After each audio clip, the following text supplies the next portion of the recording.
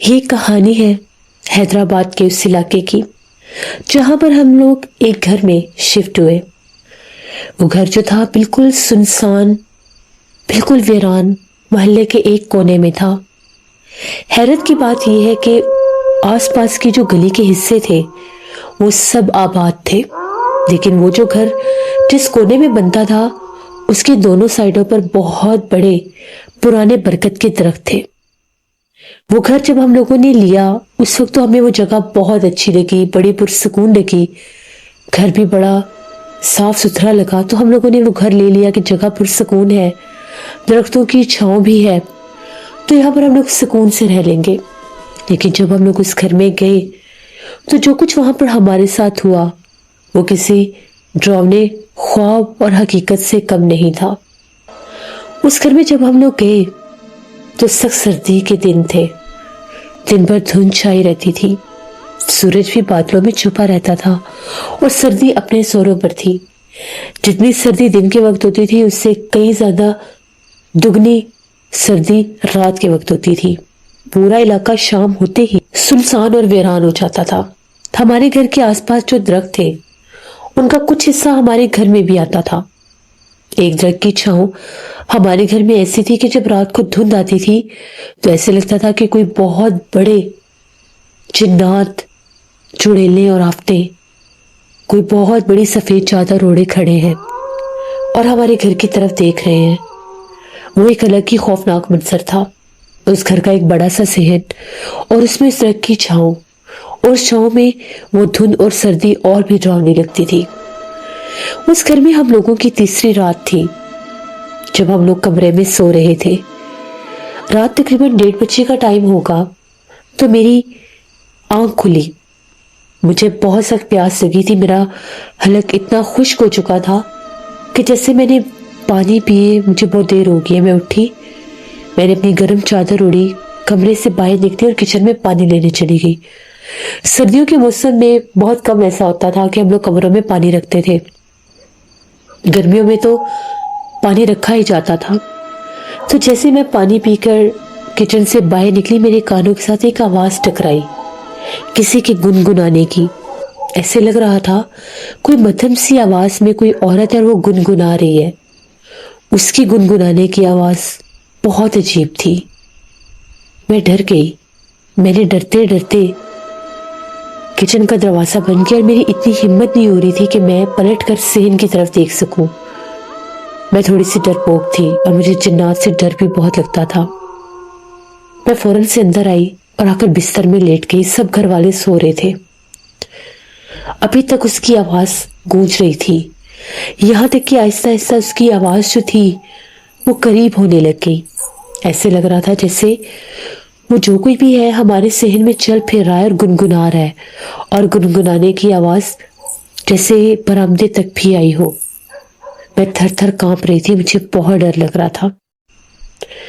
اسی خوف میں کہیں میری آنکھ لگ گئی اور میں سو گئی۔ صبح جب میں جاگی تو میں نے رات والی بات امی کو بتائی۔ امی کہنے لگی تمہارا وہم ہوگا، ایسے کیسے ممکن ہے، کچھ بھی نہیں ہے یہاں پر، ویسے ہی جگہ ایسی ہے سنسان سی تو تمہیں ایسے لگ رہا ہے۔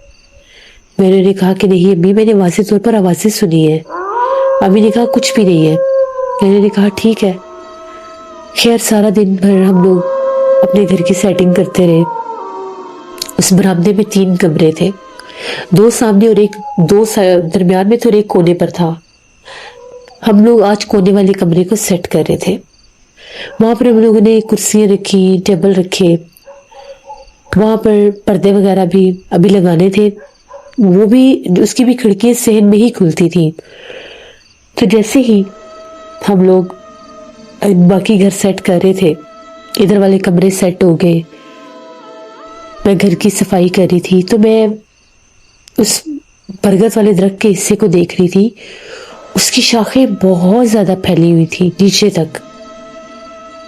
تقریباً مغرب سے تھوڑی دیر پہلے کی بات ہے، آج بھی دھند بہت زیادہ تھی۔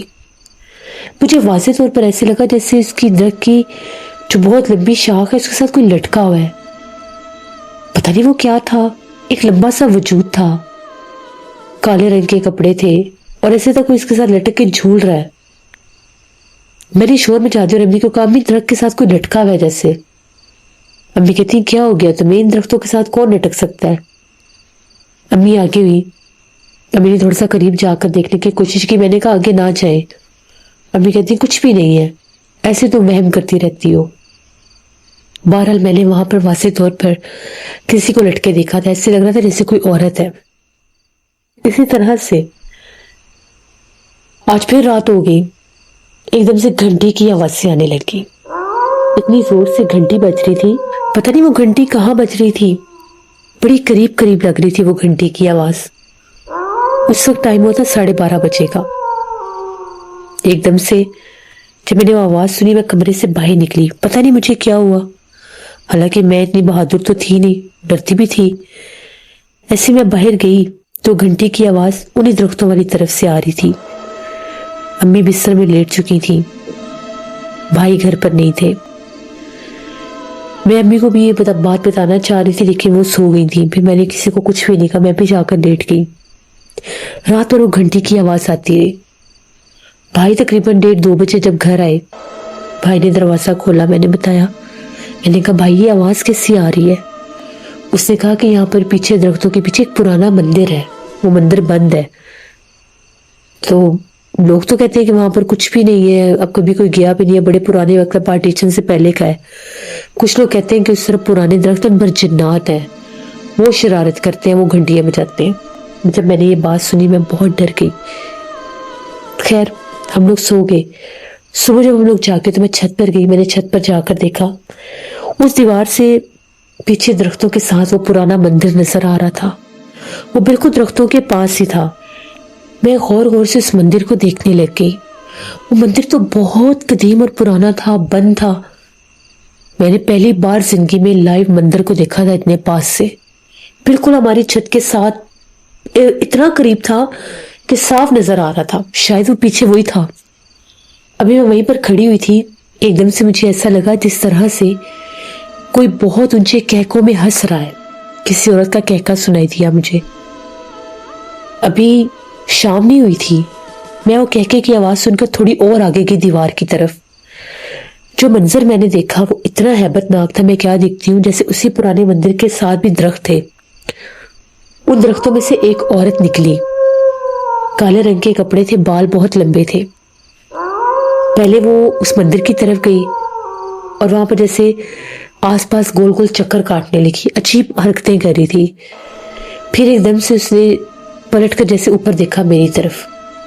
जैसे उसने देखा मैं डर गई, मैं पीछे हट गई। मैंने फिर आगे झांक कर देखा और फिर वहीं खड़ी थी। उसका इतना काला रंग था, इतना उसका खौफनाक चेहरा था, मैं डर गई। मैं तेजी से भागती हुई नीचे आ गई। अम्मी को मैंने नहीं बताया कि मैं मंदिर देख कर आई हूँ। अम्मी ने कहा कहाँ थी तुम, ऊपर क्या कर रही थी? तो मैंने कहा कुछ भी नहीं, मैं वैसे ही ऊपर गई थी। अम्मी ने कहा अच्छा ठीक है। बहरहाल इसी तरह से हम लोगों ने खाना बनाया, शाम हो गई। जिस वक्त रात 12:30 बजे का टाइम हुआ, हम लोगों के घर की रूटीन थी, हम लोग जल्दी सोते थे और सुबह जल्दी जाग जाया करते थे। शुरू से हम लोगों की रूटीन थी ये। हम लोग सो गए तकरीबन 12-12:30 बजे हम लोग सो जाते थे सर्दियों में। गर्मियों में फिर भी थोड़ा देर हो जाती थी, सर्दियों में हद 12 बजे तक सो जाते थे। आज भाई भी घर ही था, भाई भी सो गया, सब सो गए। मुझे नींद नहीं आ रही थी, मैं लेटी हुई थी। फिर से मुझे बड़ी सख्त प्यास लगी। मैं उठी, मैं किचन में जब गई, जो ही मैं किचन से पानी पी कर आई, मुझे बाहर किसी के चलने की आहट महसूस हुई, जैसे हमारे शहर में कोई चल रहा है। मैं डर गई और मैंने किचन का दरवाजा बंद कर लिया अंदर से। मुझे बहुत डर लग रहा था। मैंने थोड़ी सी किचन की खिड़की खोलकर देखा तो बाहर हमारे सहन में उन दरख्तों के पास वही औरत खड़ी थी। वो इतनी खौफनाक औरत थी। वो एकदम से चलते चलते किचन की खिड़की के पास आई और आकर कहने लगी बाहर आओ, मैंने तुम्हें देख लिया, मैं तुमसे मिलने आई हूँ। बस ये लफ्ज़ बोलने की देर थी, मैंने चीखें मारना शुरू कर दी। मैं इतना चीखी, मैं अम्मी को आवाज़ें दे रही थी। अम्मी भागी बाहर, किचन का दरवाज़ा अंदर से बंद था। अम्मी ने कहा क्या हो गया तुम्हें, दरवाज़ा खोलो। भाई, अब्बू, अम्मी सब शोर मचा रहे थे। मैंने दरवाज़ा खोला। जैसे मैंने दरवाज़ा खोला, उन लोगों को देखा ان کے پیچھے وہ کھڑی تھی. اب سامنے ابو تھے، ساتھ امی، ساتھ ہی بھائی تھا. وہ لوگ میری طرف، تو ان کے پیچھے ان سے اونچا قد تھا اور وہ کھڑی ہوئی تھی اور وہ ہنس رہی تھی. میں وہیں گری اور بے ہوش ہو گئی. 2-2.5 گھنٹے کے بعد مجھے ہوش آیا. امی ابو بہت پریشان تھے. میں نے انہیں ساری بات بتائی. میں نے کہا کہ میں شام کو چھت پہ گئی تھی، میں نے مندر میں اس عورت کو دیکھا تھا. امی نے کہا کہ کیوں تم اوپر گئی تھی؟ میں نے تمہیں کہا بھی تھا تم اوپر کیوں گئی اور رات کو باہر کیوں گئی تھی؟ میں نے کہا کہ مجھے بڑی سخت پیاس لگی تھی. میں نے اس عورت کو دیکھا، وہ باہر آئی تھی. بس اس کے بعد وہ کام شروع ہو گیا. جیسے ہی رات ہوتی تھی وہ عورت آوازیں دینے لگ جاتی تھی اور مجھے سارا دن وہ گھر میں نظر آتی تھی. جو بھی جگہ خالی ہوتی تھی ایسے لگتا تھا وہ سامنے سے گزر کے جا رہی ہے. اس نے مجھے ڈرانا شروع کر دیا، بہت ڈرانا شروع کر دیا. یہاں تک کہ میں سو بھی نہیں سکتی تھی. میں سوتی تھی مجھے ایسے لگتا تھا جیسے کبھی کوئی میرے دونوں پاؤں پکڑ کر دبا رہا ہے، کبھی کوئی میرے بازو پکڑ کر دبا رہا ہے. امی بہت پریشان ہو گئی. امی نے ابو سے کہا کہ یہ تو بات ٹھیک نہیں ہے، اس کو وہ چیز بہت تنگ کر رہی ہے، ڈرا رہی ہے، ہمیں کسی صاحب علم کے پاس جانا چاہیے.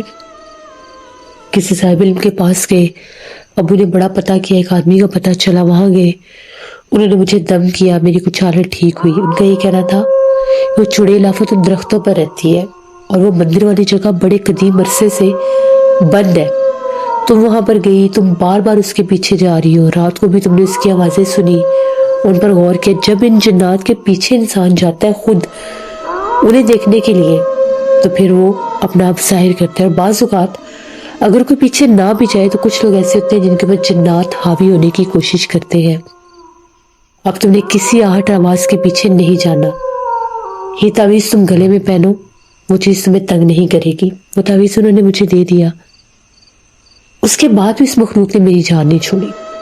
اب وہ جو مجھے آوازیں آتی تھی وہ تو آنا بند ہو گئی، لیکن جس ٹائم میں آئینے کے سامنے جاتی تھی مجھے ایسے لگتا تھا میرے پیچھے کوئی عورت کھڑی ہے اندھیرے میں. چہرہ نظر نہیں آتا تھا، ایک کالے رنگ کی پرچھائی بن گئی تھی. میں شیشہ نہیں دیکھ سکتی تھی. آئینے کے سامنے تو میں کھڑی ہو ہی نہیں سکتی تھی. میں نے امی سے کہا کہ امی ہم نے اس گھر میں نہیں رہنا، مجھے بہت ڈر لگتا ہے. میں بہت زیادہ ڈرنے لگ گئی. پھر ایک اور صاحب علم کے پاس گئے. انہوں نے یہ کہا کہ یہ گھر چھوڑ دیں، اس گھر میں رہنا آپ لوگوں کے لیے ٹھیک نہیں ہے، وہ مخلوق اس لڑکی کے پیچھے لگ گئی ہے. ابو نے پھر سے گھر ڈھونڈنا شروع کر دیا. اب اس گھر میں ہمیں 2-2.5 مہینے ہی ہوئے تھے بامشکل، جس میں اتنا کچھ ہو گیا. کبھی وہ نظر آتی تھی مجھے آئینے میں، اس کے بعد اب یہ ہونے لگ گیا کہ جیسے رات ہوتی تھی جس کونے میں اندھیرا ہوتا تھا مجھے وہاں پر وہ پرچھائی بن کے نظر آتی تھی. پھر لوگوں نے بھی بتایا کہ وہ پرانا مندر جو ہے وہاں پر بہت آسیب ہے ان درختوں پہ، اور وہ عورت کے روپ میں پورے علاقے میں چلتی پھرتی ہے. بالخصوص یہ جو گھر ہے اس کے باہر بھی وہ بیٹھی نظر آتی تھی. اسی لیے یہ کونا اور اس کونے کا یہ جو حصہ ہے یہ بہت زیادہ پرسرار ہے، اور یہاں پر کبھی بھی کوئی نہیں آیا. پورے محلے میں لوگ ہوتے ہیں لیکن شام کے بعد اس حصے کی طرف کوئی گزرتا بھی نہیں ہے. پھر ابو نے بڑی کوشش کی، تب جا کر ہم لوگوں کو ایک گھر ملا اور اس گھر کو ہم لوگوں نے چھوڑ دیا. اس گھر میں رہنا بہت مشکل تھا. وہاں پر وہ مخلوق اتنی حاوی تھی کہ وہ اپنا احساس دلاتی تھی، اپنی موجودگی کو ظاہر کرتی تھی. بہرحال اس کے بعد بھی مجھے بہت سر درد رہتا تھا. میری نظر ویک ہو گئی سر درد رہ کے. بہت علاج کروائے، دم کروائے، آئی سائٹ ویک ہو گئی، سر وائٹ ہو گیا، بال وائٹ ہو گئے، ینگ ایج میں ہی بال وائٹ ہو گئے. وہ سب کہتے تھے کہ اسی آسیب کی وجہ سے ہے، کہ جب یہ آسیب ایک دفعہ کسی عورت پر آ جائے، کسی لڑکی پر آ جائے تو اس کا یہی حال ہوتا ہے. مجھے کبھی کبھی ایسے لگتا تھا میرا گلا کوئی پکڑ لیتا، میری آواز نہیں تھی نکلتی، میں چلانے لگ جاتی تھی. 2-3 عامل حضرات سے علاج کروایا تب جا کر میں کچھ نارمل ہوئی. لیکن میں نے بہت مشکل وقت دیکھا. یہ ہماری اس گھر کی کہانی تھی جہاں پر وہ پرانا مندر تھا جو میں نے آپ کے ساتھ شیئر کی. یہ کہانی تھی اس ایسے آسیب زدہ گھر کی جہاں پر اثرات تھے اس پرانے مندر کے اور ان پرانے درختوں کے. بعض اوقات کچھ ایسے پرانے درخت ہوتے ہیں جو 100 سال سے بھی زیادہ پرانے ہوتے ہیں، اور ان پرانے درختوں کے اوپر ایسے ایسے جنات ہوتے ہیں جو آس پاس کے علاقوں کو اور گھروں کو بھی ویران کر دیتے ہیں۔ جب بھی آپ کوئی گھر لیں تو اس کی چھان بین کرنا بہت ضروری ہے تاکہ آپ لوگ آنے والی خطروں سے بچ سکیں۔ یہ تھی آج کی رات کی کہانیوں کی نیو ایپیسوڈ۔ آئی ہوپ آپ لوگوں کو اچھی لگی ہوگی۔ جو لوگ چینل کو وزٹ کر رہے ہیں ابھی تک سبسکرائب نہیں کیا تو میرے چینل کو ضرور سبسکرائب کریں۔ یہاں پر ایسی ہی خوفناک کہانیاں میں لاتی رہتی ہوں۔ آپ سب کا بہت شکریہ۔